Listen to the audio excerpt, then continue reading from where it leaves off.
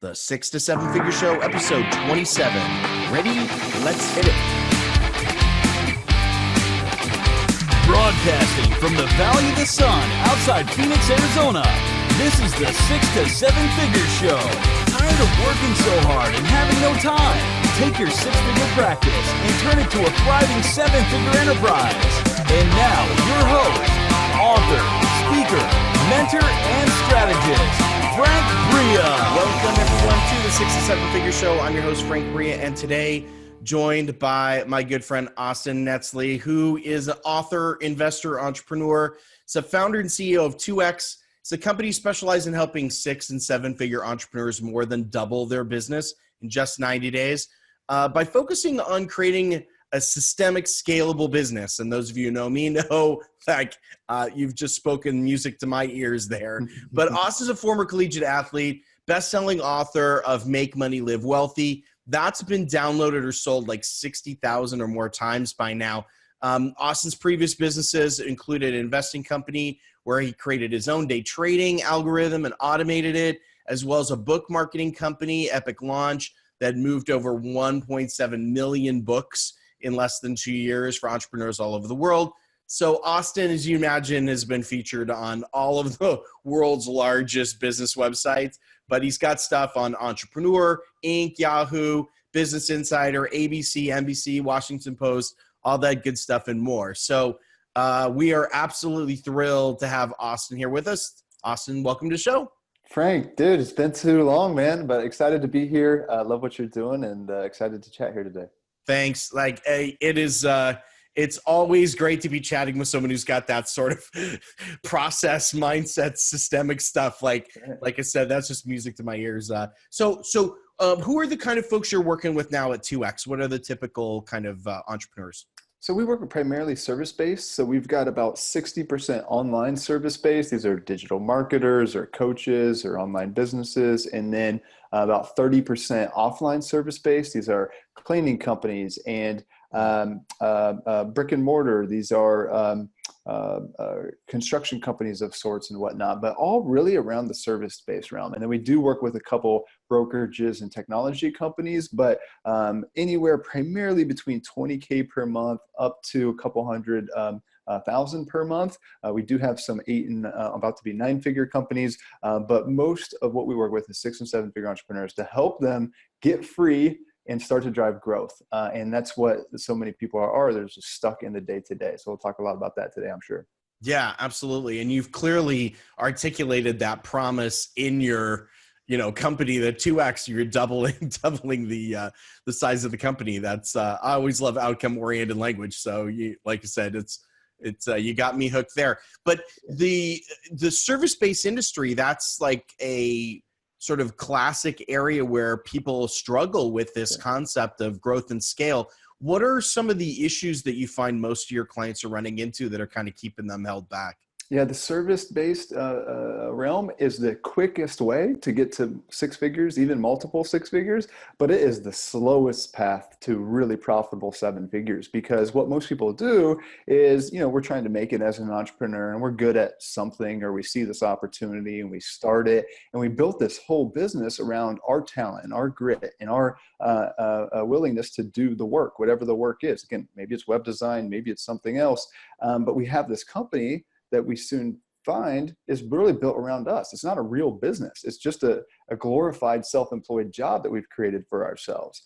So to get to the next level where we actually enjoy the things that are possible in entrepreneurship, the freedom, the limitless upside, the growth, the money that we got started into this with in mind, those things are not possible until we actually remove ourselves from the day-to-day. So again, we get started, we start to have some traction, we learn some things that get us to that first level of success. Again, maybe it's $250K a year or whatever, but this thing's built around us. So how do we get to the next level? Through systems, through operations, through different forms of leverage, team, and some other things. So that's what we've got to do. We go into these businesses, we start to help them see what the business should actually look like. We got to remove them from the day-to-day operations. And then now we can actually scale. And where so many six-figure businesses specifically are stuck is they're just stuck so much of their time and energy in the fulfillment side. So most of their time, energy, and resources is going into fulfillment. And if that's the case, then they don't have enough resources going on the growth side. And guess what happens? They're just on this up and down. They're usually staying pretty stagnant at the end of the day.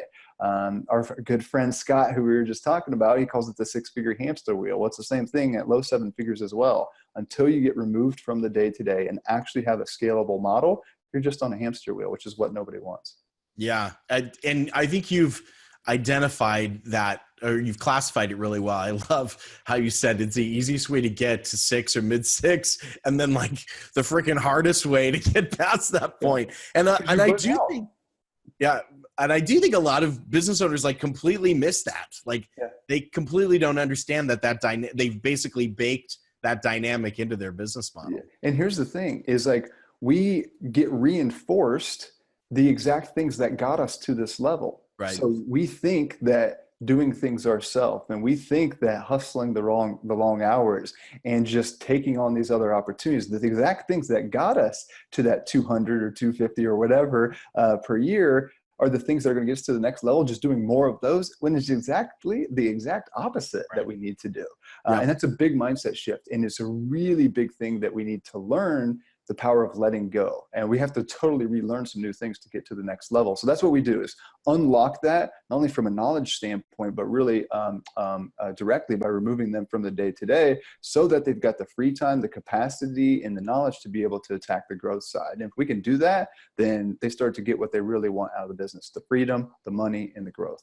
Yeah. Yeah. You've hit the nail on the head. That is absolutely true. So what got you into doing this? Like, why is this the problem you're solving right now? Yeah, great question. This is my fifth business, actually. And all of my previous businesses have lasted anywhere between 18 months and 2 years. So I'm excited to finally be in a business where I know this is kind of my long-term, this is my long-term. Yeah. And everything to this point has kind of been stepping stones. So my first business was day trading, and that was not a real business, because it was just me and a machine. I created my own algorithm and I automated it and done a bunch of fancy stuff that was just totally technical, but that didn't feel like a real business because I didn't have any team. It was, again, just me and the machine, but that was just designed to help me make money. And then from there, built my second business that was more contribution focused, and then third and fourth. And then this led me to an opportunity where I was in a partnership, and I wanted to get out of that partnership. We just had different visions, different places that we wanted to go. And I had a clean slate. So now I had these different sets of experiences, these different successes and victories, that had a brand new clean slate. And we have a clean slate at any time, but we often don't take ourselves out of the day-to-day and say, hey, tomorrow's a new day. What would I do? But I had that clean slate, that clean opportunity. And I was looking at my greatness, what there was a big opportunity in the market with what I wanted to be doing the next 35, 50 years. And I found this idea of 2X, and I started talking with some really successful entrepreneurs and shared with them a little bit more about what we were doing, basically working with 6 and 7 figure entrepreneurs from an operational standpoint. So many people are talking about sales and marketing. Yeah, there's not enough people talking about systems and operations and business model and cash flow and KPIs and your time and getting out of the day-to-day, like this type of stuff that we think is really the foundational core of a successful business. Nobody's talking about that. So we designed the company around that, and we work one-on-one with 6 and 7 figure entrepreneurs now to help them scale at a fast rate. And our average client, Frank, is more than doubling their business in just 90 days. And that's amazing. Successful 6 and 7 figure businesses. So it works, frankly, if you can get out of the day-to-day and do the growth stuff that we're talking about. Yeah, well, you're not going to get me to argue with you about the importance of operational processes and systems. Yeah. I totally, and it's true, actually. I want to go back to that point that you made, that so many people are talking about sales and marketing and feeling like that's actually the ticket forward. And for some people it may be, but there are definitely businesses that get into a sort of, they paint themselves into a corner in terms of their business model itself. And more sales and marketing isn't going to actually fix the problem. It's actually making it worse. I like to say, for some people, hey, I'm not going to teach you to sell and market, because sales and marketing's actually gotten you into this mess. So I have to get you out of it now. Right. That's not going to be it. So I'm glad you're focusing in on that area. So what exactly does an engagement look like with you guys when you're getting these amazing results with people? How what's the process like? What are you doing? Yeah. So as soon as they come in, we do a deep dive audit.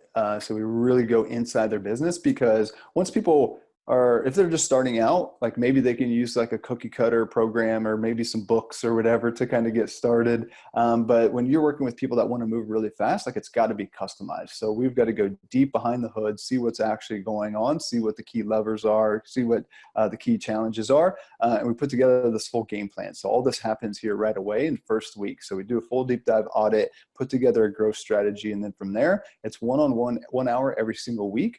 We do give them access to some training and templates and different things, but really it's guided every single week. Here's what to do. So we take out the guesswork with people, we give them that direction. And that's actually what a lot of people want, which is surprising, because like as entrepreneurs, we're used to being the lead and making the decisions and whatnot. But for somebody to come in and say, hey, this is what we need to do, it actually takes away so much energy that we're used to like solving ourselves. And we're like, great, got it, I'm off to the races. And as long as you have that trust, then they can go and do it. And we give them the systems and templates to be able to actually implement it. So it's very much more an implementation program than it is a coaching program. And that allows us to just move at an incredible speed. So one-on-one every single week is the main value.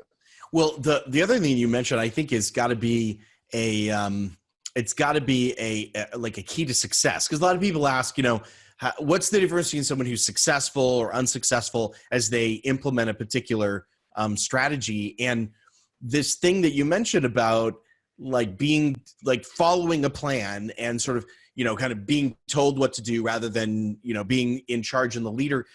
I mean, that is exactly what has to happen in order for you to be successful at removing yourself from your business and scaling up anyway. So there's a bit of a, I don't know, like there's an alignment, I guess, between those folks who are willing to do what you ask them to do and the folks who are going to be willing to do the things necessary to take themselves out of the business at all. Right. And it takes sometimes people, they're ready right from the start. Other times it takes us 4 to 6 weeks before we really get across. And what we've got to do is really train them on what the business is going to look like without them in it necessarily. And we're to keep reinforcing this and start really small. But as soon as they see the light and they start to feel what it's going to be like to not necessarily be the one that's doing everything, and they let go, as you alluded to, holy cow, we can do some awesome things then. Yeah. And what's behind that, do you find? Is it just fear? Is 100%. it control? Yeah, it's just fear. Yeah. It's fear. Yeah, it's some sort of fear. It's always at the root a mindset thing.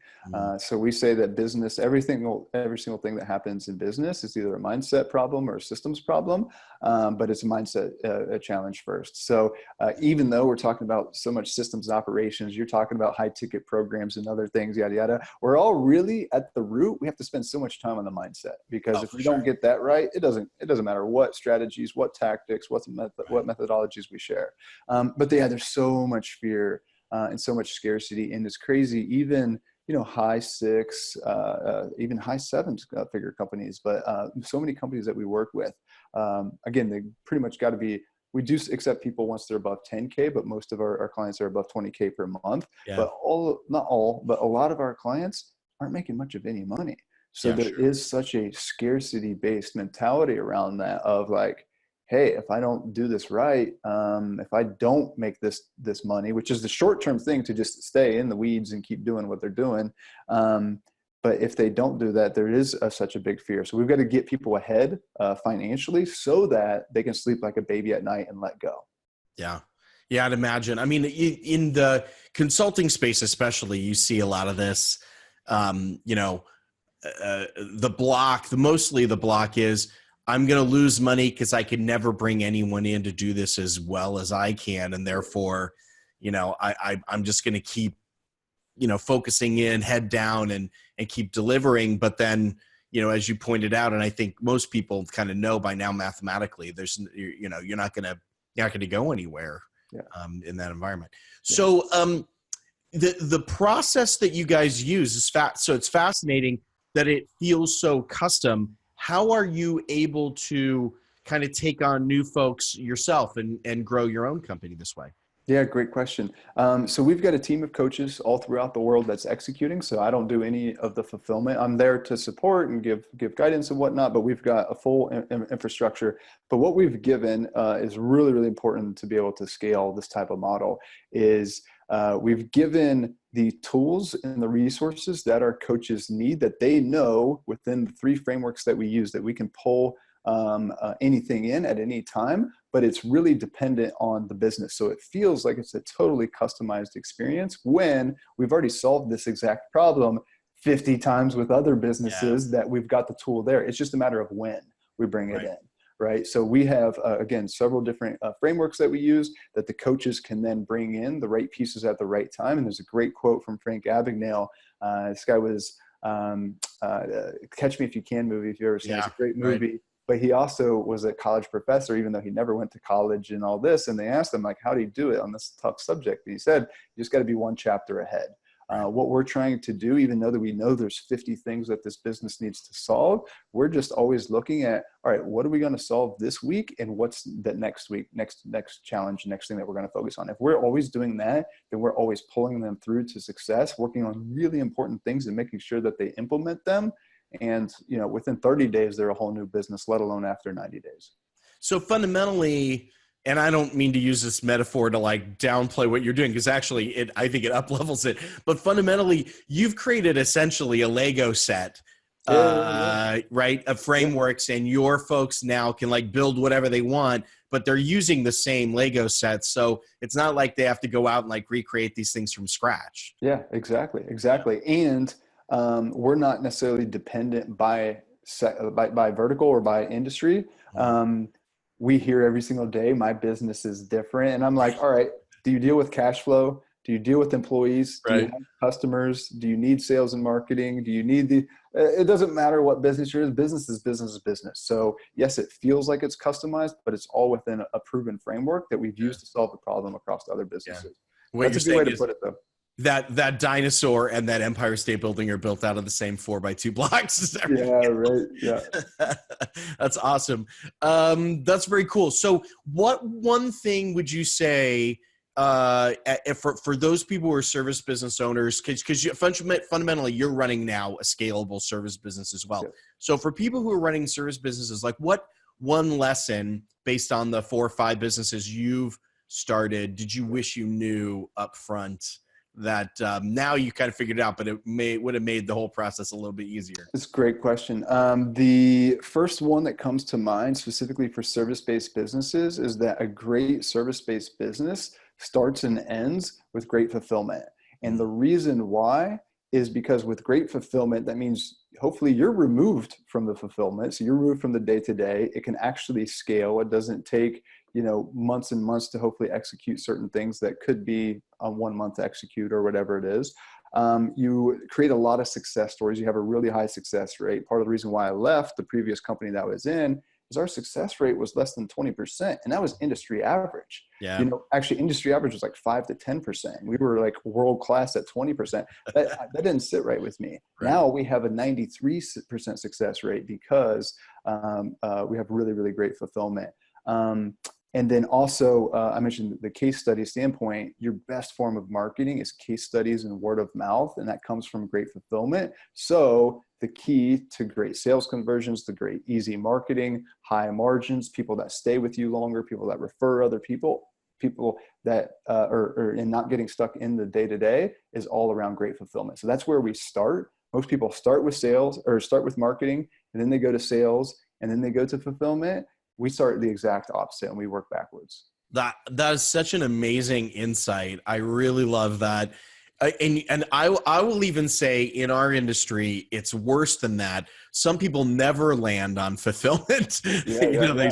It's product and sales and marketing, and they don't worry about that at all. And, for folks who know me know that like I have a huge passion around service businesses actually like delivering the promise that they say they're going to deliver. And there's so many people who, that they kind of push that off and figure it's a problem for another day. So and part of it is because you can spend hundreds of thousands of dollars and become known for something, or you can have really great fulfillment and get the same result, Right. and have much better margins. It's up to you. Both are great options, and I choose the latter, and I like cash flow businesses, and service-based is, there's no better way to make good cash flow there. So good. That's awesome.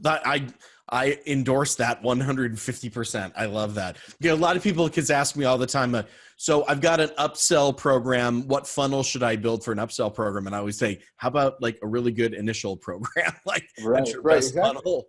So for the entire first year, we had one product at one price. That's it. And then finally after that, we added our second upsell from there. But we knew for the first 12 months, we were going to commit to one thing. And that was great for us. Allowed us to stay focused and really, really dial it in, make sure that it was scalable, and just, again, mention that success rate, working towards 100% now, but still it's good enough for us to get to the next level. Yeah. Far better than world-class, I think, it probably in the business strategy industry. So very, very good stuff. Austin, we're out of time, unfortunately. So I'd love to spend more time with you chatting about this, but for those folks who are interested in connecting with you, finding out a little bit more about 2X, the work you guys are going, what would be the best place for them to go?